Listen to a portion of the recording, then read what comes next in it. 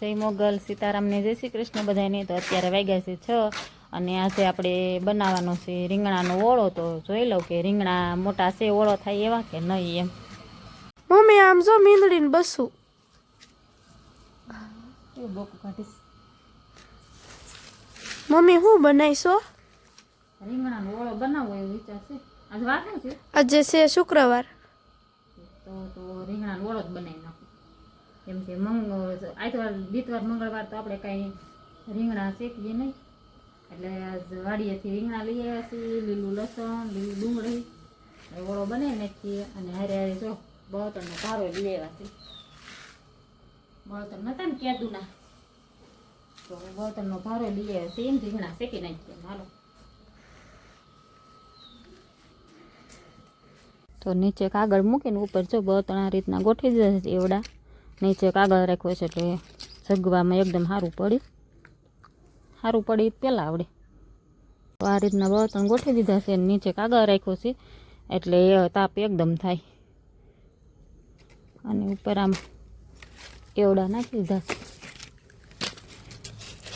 પછી ઉપર આપણે મૂકી દઈશું રીંગણા શેકાવા।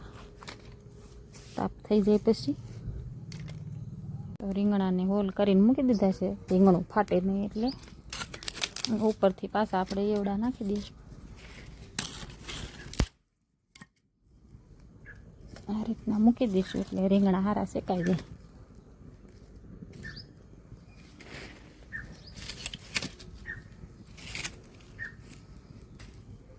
તો અમારે દીદી બેન જો ચડી જશે પાછા ધાબે કાતરા ખાવા।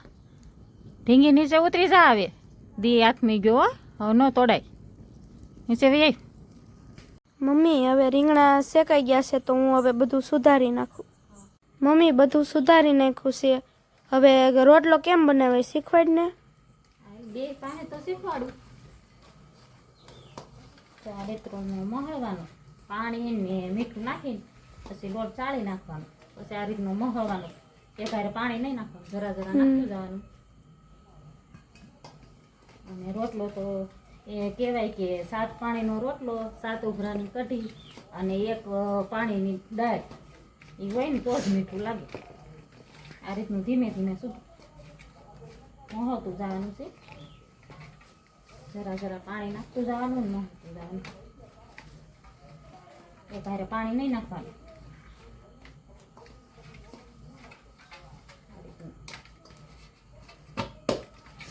ઓરી વેવે એટલે દેખાય।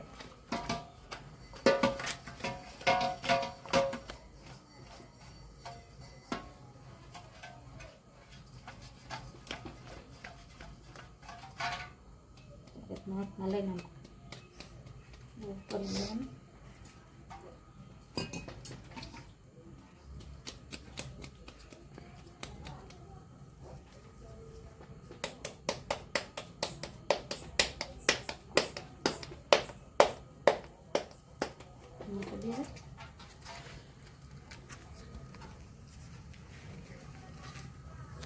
આ રીતની કરવાની એટલે કોર છે ને પાતળી થાય, આ રીતનું કરવાનું। પાણી હાથે લગાડતું જવાનું, ટીપતો જવાનું આ રીતનું હથેળીથી પાણી વાળા કરીને આ રીતની પછી કોર કરવાનું છે, ફેરવતું જવાનું।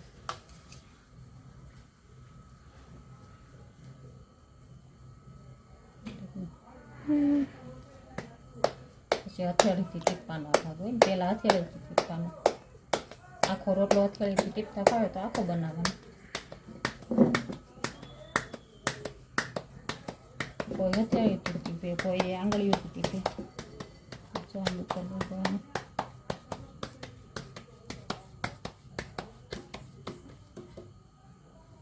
રોટલો ફાટે ને તો આવી રીતના પાણીવાળા હાથ કરીને જરા કામ કરી દેવાનું।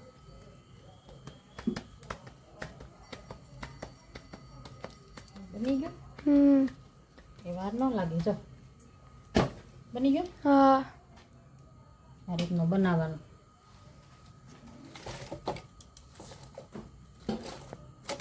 તો દીદી રોટલો થઈ ગયો તૈયાર? હા, જો તાવડીમાં નાખ્યો છે, અને આપણે જયભાઈ જો દડે બેઠા મેં જો અમારા ભાઈને જયભાઈને તો રમતા રમતા કાંટોય વાગી ગયો. ચપ્પલ સીધું કરી. જયભાઈને રમતા રમતા કાંટો વાગી ગયો અને અંધારું થઈ ગયું. રમે તો એવું જ થાય ને, જો અંધારું થઈ ગયું તો એ બેડ દડે રમેશ. જો કાંટો તો નહીં પણ કાંકરો વાગ્યો હોય.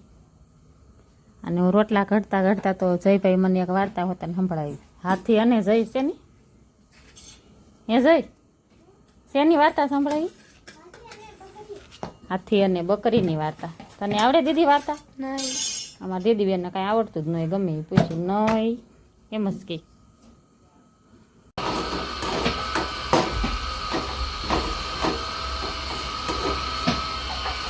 અને અમારે હીરાનું કામ તો જો ચાલુ જ છે.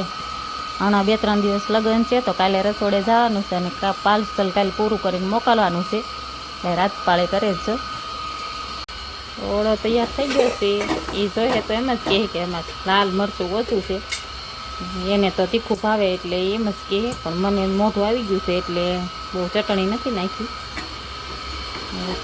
તે ઓળો કર્યો છે તો પાપડ કરજો અડદના, પણ અડદના પાપડ તો પૂરા થઈ ગયા છે એટલે આ ઘરે બનાવેલા ઘઉંના શેકી નાખું.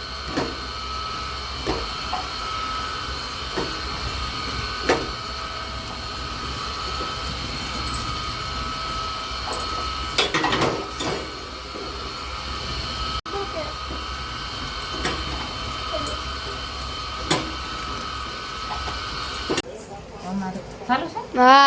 અમારા જયભાઈને તો ધાણાવાળું ભાવતો નથી ઓળો, એટલે જયભાઈનો નોખો કાઢી નાખું ને પછી ધાણા ભાજી નાખું.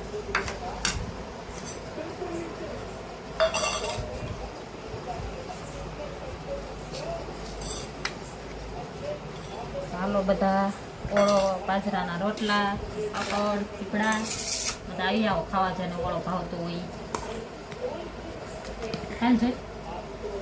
હાલો જમવા બીજા તો જમવા બેસી ગયા છે ઈ. અને જીરું મીઠું વાળી છાશ બહુ જ ખાટી ખાટી છે, મસ્ત. અને ઓળો બહુ મસ્ત બન્યો છે. કાંટાવાળા રીંગણા હતા ને તો ઓળો બન્યો છે બહુ મીઠો. અને આજ તો અમારે જયભાઈ જો રોટલો ખાય છે અને ઓળોય ખાય છે, નથી ભાવતો તો આજ તો એને બહુ મીઠું લાગ્યું.